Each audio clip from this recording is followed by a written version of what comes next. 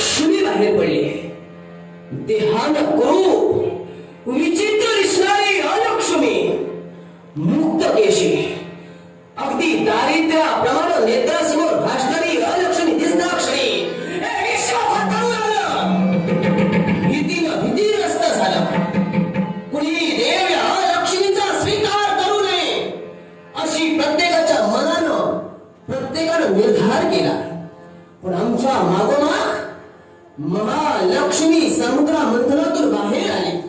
पण महालक्ष्मी बाहेर येताक्षणी ती कमळातून येणारी महालक्ष्मी, हिच्याजवळ प्रत्येक जण आनंदाने देव पाहू लागले. त्या लक्ष्मीचं स्वागत प्रत्येक देवदेवता करू लागले. महालक्ष्मीचा स्वीकार कोणी करावा, प्रत्येकाच्या मनातले प्रश्न. पण महालक्ष्मीजवळ मात्र दुर्लक्ष केला गेला. महाविष्णूने ठरविलं या लक्ष्मीचा स्वीकार आपण करावा. पण त्याची लक्ष्मीच्या मुखातील शब्द, जोपर्यंत माझी ज्येष्ठ भगिनी अलक्ष्मीचा स्वीकार जोपर्यंत कोणी करत नाही तोपर्यंत मी कुणाशी विवाह करणार नाही. पुन्हा एकदा देव विचारी बनले. जर का महाविष्णू आणि महालक्ष्मी यांचा विवाह झाला पाहिजे असेल तर अलक्ष्मीचा विवाह होणं गरजेचं आहे. त्याच वेळी प्रत्येकाला समजावू लागले. पण कुणी ऐकलं का? ही अलक्ष्मी कुरूप होय. आणि या कुरूप अलक्ष्मी जवळ कुणी स्वतःची बायको या नात्यानं पाहू नये. माझा घोर अपमान. पण त्याच वेळी ब्रह्मदेवतेनं तुम्ही नव्हे तर साऱ्या देवतेनं उद्धारक महंत यांना विनंती केली, अलक्ष्मीशी आपण विवाह करावा, तिच्याशी संसार थाटावा, जेणेकरून या विश्वाचं राड गागड सुरळीत चालण्यासाठी महाविष्णू आणि लक्ष्मी यांचं विवाह होणं गरजेचं आहे. त्याच वेळी देवतांच्या म्हणण्याला होकार देऊन महंत उद्धारक यांनी आमच्याशी लग्न केलं. संसाराला प्रारंभ झाला.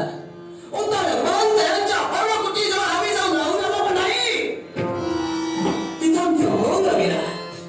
कारण नित्यशा होणारा सडासार पण यज्ञ याग करून भगवंताचं नामस्मरण ते भक्ती देश साऱ्या पर्णकुटी भोवती निर्माण होऊ लागलं. या नव चैतन्य तेजात या अलक्ष्मीचं ध्यान लागलं. ही अलक्ष्मी तिथं अस्थिर होऊ लागली. कारण ती स्थान आमचं केव्हाच नव्हतं. आणि त्याच वेळी मनाच्या ठिकाणी निर्धार केला, भक्ती ज्ञान वैराग्य ज्या ठाई असेल तिथं आमचं स्थान नाही. उद्धारक महंत यांच्या आश्रमाचा त्याग केला. स्वस्थान निर्माण करण्यासाठी आम्ही निघून गेलो.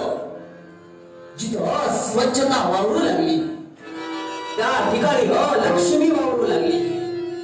जिथं अधर्म अविचार असत्य नांदू लागलं तिथं लक्ष्मी नांदू लागली. जिथं रक्तपात होतोय तिथं अलक्ष्मी नांदते. पण देवतांनी केलेला अपमान अद्यापही विसरले नाही. कारण माझ्या मागावर ढालेली ती लक्ष्मी, तिला दैवी तत्वात श्रेष्ठ स्थान देऊन या लक्ष्मीजवळ दुर्लक्ष केला. ही अलक्ष्मी कुठं आहे कुठं नाही याचा देवतांचा लक्ष नाही. आणि म्हणूनच मनात निर्धार केलाय, जोपर्यंत त्या लक्ष्मीचं स्थान अलक्ष्मी मिळवत नाही तोपर्यंत स्थिर बसणार नाही. आणि म्हणूनच हे स्वतःच साम्राज्य निर्माण केले. ही दुर्गंधी म्हणजे अलक्ष्मी, हे असत्य, हा धर्म म्हणजे ही लक्ष्मी होय. हिंसा जिथं जिथं आहे तिथं तिथं अलक्ष्मी. आमच्या दिशेनं कुणाचा आवाज? या लक्ष्मीचा.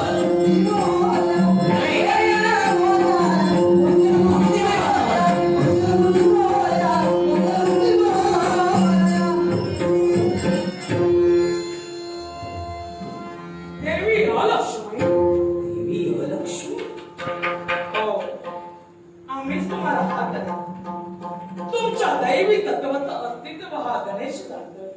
अर्थात देवी तुमच्या दैवी तत्वाला आमचा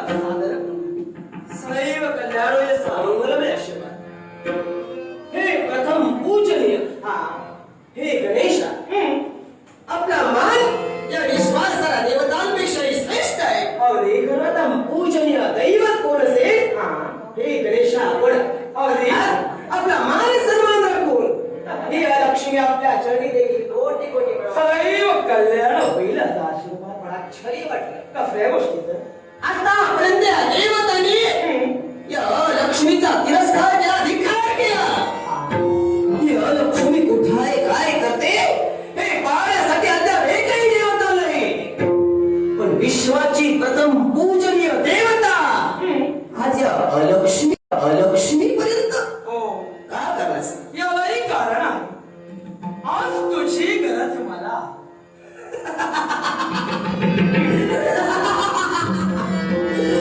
अलक्ष्मीची गरज प्रथम पूजनीय गणेशाला अर्थात. आश्चर्य वाटू लागलं. हा. अलक्ष्मी जवळ दुर्लक्ष करणाऱ्या देवता माझ्या सहाय्यासाठी म्हणे तुझ्याजवळ दुर्लक्ष केलं गेलं. हे तू कशावरून ठरविलंस? कारण हा. ज्यावेळी सागर मंथनातून आमचा जन्म झाला पण आमचा स्वीकार कोणीही केला नाही. का तर आम्ही कुरूप आहोत. का तर आम्ही आमच्या अवती भोवती असत्य विचार भासू लागले. दैवी तत्व असून सुद्धा प्रत्येकाने आमचा तिरस्कार केला.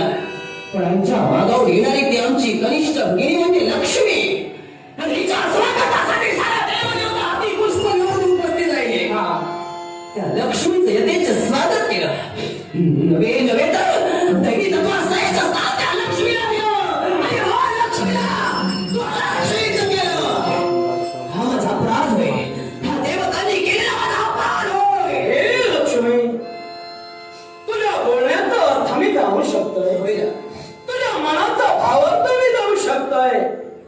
म्हणे देवतांनाही तुला दुर्लक्षित केलं नक्कीच. असं तुझं म्हणणं असेल. हा. पण हा तुझा निव्वळ गैरसमज आहे. म्हणजे कारण या विश्वात जो जो जन्माला आला त्या प्रत्येकाला महत्वही ठेवलेलंच आहे. अगं होरी वास्तव्य करणारा पाषाण म्हणजे दगड. त्या दगडाला जिथं महत्व आहे तिथं तुला महत्व नाही असं तू म्हणालीस. अगं हा तुला गैरसमज हो. मला सांग, हा?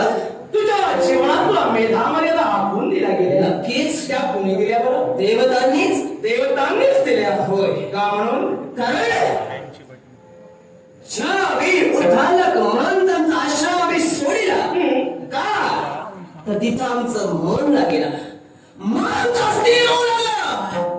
कारण तिथं भक्ती ज्ञान वैराग्य सतेज वावरू लागलं. ते तेज लक्ष्मीला सहविना आणि म्हणून आम्ही त्याग केला. पण त्याच वेळी देवतांनी आम्हाला मर्यादा घालून दिल्या. का तर ज्या ठिकाणी भक्ती ज्ञान वैराग्य आहे तिथं तू राहू शकत नाही. तर जिथं अधर्म अविचार असत्य मानला जातोय, जिथं हिंसेला पाठबळ दिलं जातंय, जिथं रक्तपात होतोय तिथं प्रामुख्यानं तू संस्थान. पण ते मला मान्य नाही. कारण देवता पूजनीय प्रशंस्थान होय. स्वतःचं अस्तित्व निर्माण होणं ते सुद्धा देवतांप्रमाणेच होय. अस्तित्व तुझं देवतांप्रमाणेच आहे. हो. पण लक्ष्मी, अगं तुझ्या आचार विचारात तुला ते अस्तित्व कळालंच नाही असं मला तर वाटतं. कारण आहे. कारण तुम्हा देवतांची भक्ती प्रत्येक भक्त करतोय. पण या लक्ष्मीची भक्ती या विश्वात कोणी करत नाही. स्वतःचं स्थान या विश्वात मी निर्माण करते. ती देवतांनी दिलेल्या अटीप्रमाणे करते. लक्ष्मी, हा? तुझी म्हणे कोणी भक्ती करत नाही असं तू म्हणतेस. पण मी तर म्हणतोय या विश्वाच्या ठाई तुझी भक्ती चालूच आहे. मला सांग, तुला प्रिय काय ग? अधर्म, असत्य, अविचार, हिंसा, होय ना? रक्तपात. मग हे जे करताय तेच म्हणजे तुझी भक्ती हो. नकोय. कारण ती जिथं तुझी भक्ती तिथवरच तू जाते. ही तामसी भक्ती होय. ही तामसी भक्ती होय. पण तुम्हा देवतांची तामसी भक्ती नाही तर सात्विक भक्ती केली जाते. म्हणूनच म्हणाले आणि सात्विक भक्तीनं तुमचं स्थान उच्चतम शिखरावर वाढलं जातंय.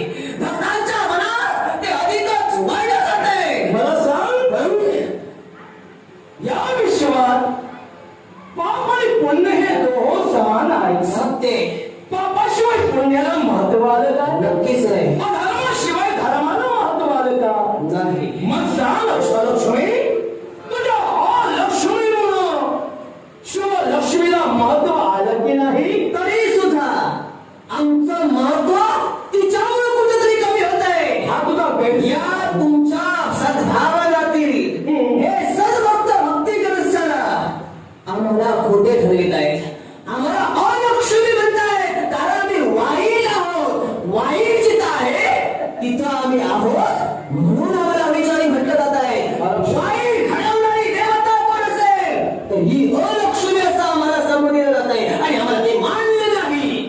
अगं ज्याच्यासाठी जन्म झाला त्यानं तेच कर्म करायला हवंय. ब्रह्मदेवाने विश्वाची उत्पत्ती करायला हवी म्हणजे त्यांनी उत्पत्तीच करायला हवी. सवाल करायचा अधिकार त्यांना होत नाही. वैकुंठीच्या नारायणाने विश्वाचं पालन करावं म्हणजे वैकुंठीचा नारायण विश्वात कुणाला जन्म देऊ शकत नाही. अर्थात शंभू महादेवाने विश्वास संवादाचं कर्तव्य करावं मग त्यांना जन्म देण्याचा अधिकार सुद्धा नाही. मग असं असताना प्रत्येकाचं महत्व प्रत्येकाच्या कर्तव्यानुसार श्रेष्ठ ठरलं. मग तुझंही महत्व तुझ्या कर्तव्यानुसार श्रेष्ठ ठरलं ते तुला कळत कसं नाही. कळतंय तरी सुद्धा आम्हाला अधर्मी म्हटलं जात आहे. मी देवतातील घटक आहे ना मग देवतातील घटक असून का आमची भक्ती होत नाही का आमचं मंदिर नाही का आमची पूजा अर्चा होत नाही. जिथं मनुष्य प्राणी अधर्माची गास धरत असताना सुद्धा म्हणतोय हे अलक्ष्मी अगं अगं तू दारिद्र्य आहेस. अगं तुझ्यावर आमच्या जगाने दारिद्र्याचा विश्व पसरलाय. तुझ्यावर आम्हाला हे भिकेचे डोहाळे सुस्त आहेत. अगं तुझ्यावर आम्ही अधर्माच्या मार्गाने जातोय. अगं तुझ्यावर ही लक्ष्मी आमच्या जीवनात स्थिर नाही. लक्ष्मी जर का आली असेल तर ती आमच्या जवळ टिकत नाही कारण तू आमच्या घरी दूर आणतेस. मग हे अपशब्द या लक्ष्मीला नाही स्त्रीला बसू दे. म्हणे अपशब्द तुला वाटतंय. अगं हे तुझे शब्द म्हणजे तुझी भक्ती होय. ते शरीर निर्माण झाले त्या शरीर प्रत्येकाला मात करून भगवंत नामाची दीक्षा घेतल्यानंतर तिथं तुला वास्तव्य नाही ही तुझी मेधामर्यादा झाली. भक्ती ज्ञान वैराग्य जिथं वावरत आहे जिथं सद्गती सर्वांना सर्वैक बुद्धीनं प्रत्येकाचं आचरण जिथं होत आहे तिथं तुला अस्तित्व केव्हाच नाही हे तू आता मान्य करते. मग सांग हे ज्यावेळी तुला दिलं गेलं तेव्हा का मान्य केलंस. कारण होतं स्वतःचं अस्तित्व निर्माण होईल ही नेत्रासमोर अपेक्षा होती. देवतांच्या शब्दावर विश्वास आम्ही ठेवला पण त्या देवतांनी आमच्या बाबतीत केलेले हे कपट होय. माझी कनिष्ठ भगिनी तिला देवता श्रेष्ठ स्थान दिलं. एवढंच नव्हे तर ज्या ठिकाणी प्रथम स्थान आम्हाला दिलं तिथं सुद्धा भक्ती ज्ञान वैराग्य नांदू लागल्यामुळं आम्ही उद्धार भगवंत यांच्याशी संसार सुद्धा थाटू शकलो नाही सुखाची स्वप्न पाहू शकलो. आणि हे अधर्म अविचार देवतांनी आमच्या बाबतीत घडले. आणि गणेशा तूच म्हणालास जिथं षडविकार आहे तिथं जर का त्या षडविकारांवर उद्रेक झाला असेल तर त्याच वेळी अलक्ष्मी तिथं आपली कृपा दर्शविते. पण षड रिपूंवर मात करण्याचा एकमेव मार्ग म्हणजे भक्ती मार्ग. अर्थात हा मनुष्य प्राणी पापाचरण सुद्धा जीवनात केल्यानंतर हजारो जरी पाप घडली असतील आणि एक जरी पुण्य केलं असेल तरी त्याला पुण्यात्मा म्हटला जातो. मग हे स्थान का माझ्यापासून येऊन घेतलं जात आहे. अलक्ष्मी तुझं बोलणं असतंय होय ना. पण या सगळ्याचा भावार्थ मी जे काही तुला सांगितलं समजतोय तुझ्या लक्षात आलाच नाही. समजतोय तुझ्या लक्षात आला असता तर तुझं अस्तित्व सुद्धा तुला मी पटवून दिलंय. कारण जिथं अधर्माचा अत्याचार जिथं होतोय जिथं रक्तपात होतोय ते तुझं अस्तित्व ती तुझी भक्ती या विश्वात प्रत्येकाच्या गृही होत असेल तर तिथं तू नांदावं ही तुझी कृपा झाली. आता जिथं भक्ती ज्ञान वैराग्य जिथं प्रत्येक प्राण आपल्या जीवनाच्या उत्कर्षासाठी भक्ती करू लागला तिथं तुला थारा नाही ही तुझी मर्यादा झाली.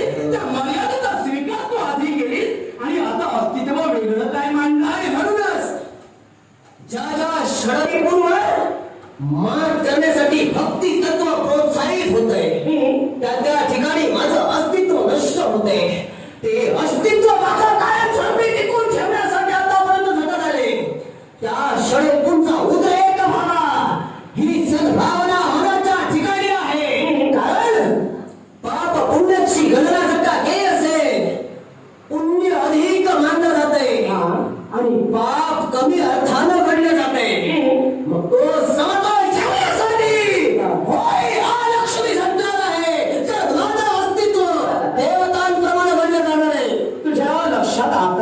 म्हणजे पाप झाल्याशिवाय तुला किंमत नाही आणि त्या पापातून उतराई झाल्याशिवाय लक्ष्मीला किंमत नाही. म्हणून तुम्ही म्हटलंय जिथं अधर्म तिथं तुझी जागा आहे. मग यात वावगं काही नव्हतं. आता तुझी जागा तुला कळाली. मग अर्थात तोच अधर्म जर का तुला हवा असेल मी तुला सांगेन तेव्हा यावेळी देवतांना तुझी गरज आहे. या विश्वामध्ये दुवार अर्थ व्हायला हवाय. माझ्या समोर केव्हाही नाही. कारण ज्याच्या वेळी मला वाटलं देवतांनी मला सहाय्य करावं त्या वेळी माझ्या सहाय्यासाठी न येता माझ्या अस्तित्व कुठंतरी लोप यासाठी दैवी तत्वानं विचार केला नाही. आणि म्हणूनच या सत्य युगाच्या ठाई 18 विश्व पुण्य आणि 2 विश्व फक्त पाप आहे. पण ते मला मान्य नाही. ते मला मान्य नाही. हा समतोल देवतांनी माझ्या बाबतीत तो राखला. ते समतोल राखण्यासाठी स्वतःचं अस्तित्व निर्माण करण्यासाठी हे अधर्म विचार यापेक्षा वाढणं गरजेचं आहे. एकच लक्षात ठेव जी ज्याची मर्यादा त्याला आखून दिली त्या मर्यादेचं उल्लंघन या जगात कोणी करू शकत नाही. ज्याच्या आयुष्याची मर्यादा जिथं ठरली ती आयुष्याची मर्यादा कोणाची वाढू शकत नाही. जिथं ज्याचं अस्तित्व स्थिर ठेवलं तिथं ते स्थिरच राहणारे. कारण सांप्रत्य युग चालू आहे. हे कृत युग आणि या युगाच्या ठाई 2 विश्व पाप एवढीच तुझी गणना होणार. अर्थात तुझेच नव्हे तर कलो प्रिय देवता म्हणजे कलिदेव याला सुद्धा मर्यादा तेवढीच ठेवली गेली.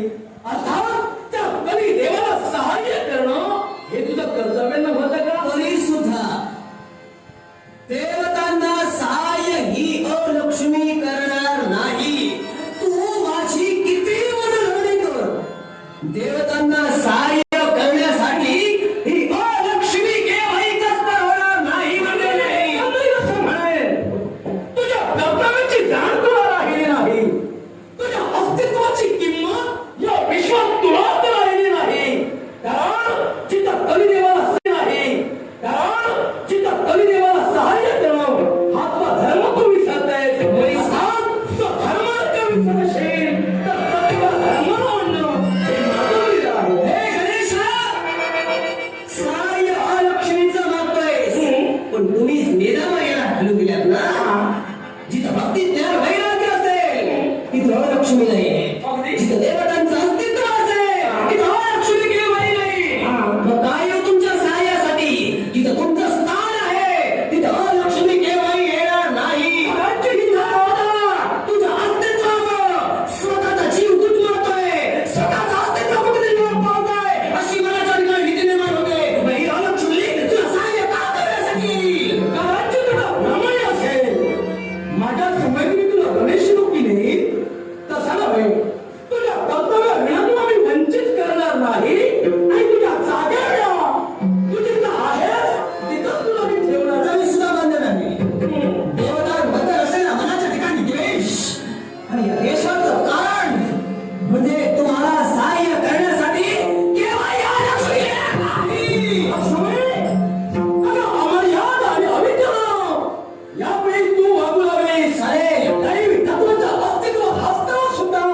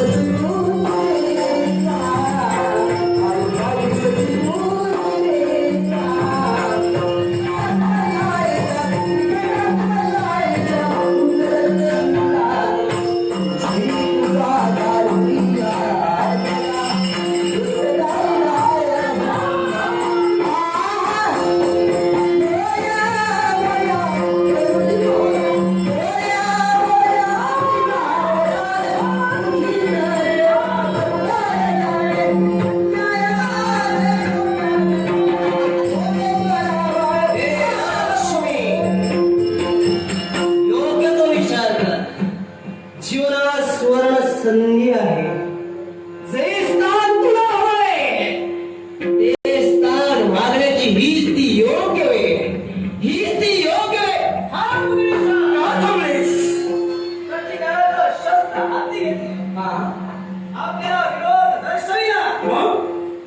पण संघर्ष थांबला याच्याला कारण आतापर्यंत ही अलक्ष्मी झटली स्वतःच्या अस्तित्वासाठी. हा हे दारिद्र्य, हे दुःख या विश्वानं आम्हाला गणलं. हे गणेशा, जर का वचनाच्या वाणीने आपण मला सांगून असाल, काय ते? माझी असेल ती इच्छा जर का पूर्ण होत असेल, तरच ही अलक्ष्मी तुम्हा देवतांना सहाय्यभूत राहील. दोन शब्दांतून निघावे पण असा ते क्षण पूर्ण कराय असं तुला वचन द्यायला हवंय. मग तू माझी विनंती मान्य करशील. हा. अर्थात तुझ्या विचारांचा विचार मी परिपूर्ण केलाय. दिला तुला वचन. तुझ्या सगळ्या ते इच्छा मी पूर्ण करेन. पूर्ण करेन. लक्ष्मी धन्य झाली. हे गणेशा, काय ते? इच्छा एकच आहे. आतापर्यंत स्वतःचं अस्तित्व निर्माण करण्यासाठी अलक्ष्मी झटलीये. आणि अलक्ष्मीला स्थान हवंय. ते स्थान कुठं माहितीये? कुठं? आज श्रेष्ठ असून देखील मला तुच्छ लेखलं गेलं. प्रतिमाची कनिष्ठ भगिनी म्हणजे लक्ष्मी आज माझ्यापेक्षा वर्चस्व ठरते. स्वतःचं अस्तित्व या भक्ती तत्वामध्ये निर्माण करते. त्या लक्ष्मीच्या स्थानी या लक्ष्मीला एक ना एक दिवस तरी विराजमान होण्याची इच्छा होती. आणि ती इच्छा हे गणेशा तू पूर्ण करावीस. दिलेल्या वचनानुसार एक ना एक दिवस फक्त एक वेळ लक्ष्मीच्या जागी मी तुला बसवेल.